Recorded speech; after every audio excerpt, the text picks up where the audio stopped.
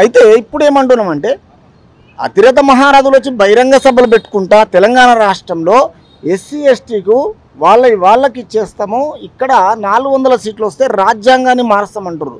అది ఎంతవరకు కరెక్ట్? అట్లా అనొద్దా? అది వాయిస్ అనేది కొన్ని పార్టీలకు ప్రజల ముంగల్ అంటున్నారు. అవును, అదే కొన్ని వాళ్ళకు మాత్రం కొంచెం వాళ్ళకు కూడా మనోభావాలు దెబ్బతిన్నట్లే కదా. అంటే ప్రతి ఒక్కరికి ఇండియన్ కాన్స్టిట్యూషన్ ప్రకారం రైట్ ఉంటుంది.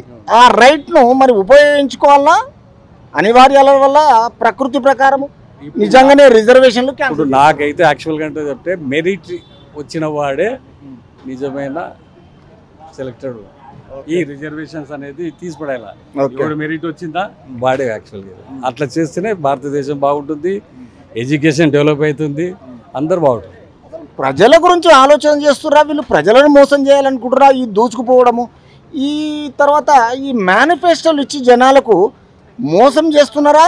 లేకపోతే ఇది ఓట్లప్పుడే తిరుగుతారా? లేకపోతే ఎల్లకాలం ప్రజలను అనుసరించి డెవలప్మెంట్ చేస్తారా? ఎవరున్నారండి ప్రజల కోసం మాట్లాడేవాడు?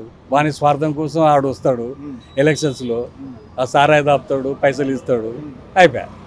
మళ్ళీ వాడు 5 ఏళ్ళ వరకు మళ్ళీ మన దగ్గర రాడు, అది చేయడు. అంటే గొర్రెల్లాగా ప్రజలను మోసం చేస్తాడు. యాక్చువల్ గొర్రెలే. మరి ప్రజలు ఎందుకు అమ్ముడు పోవాలి? ఆ అవేర్నెస్ ఎందుకు వస్తలేదు? ఆ సిస్టమ్కు బానిసైనారు అంతే, అంతే తప్ప అయిపోయింది. నోటుకు ఓటు పోతేనే దేశం బాగుంటుంది. Okay sir, thank you so much.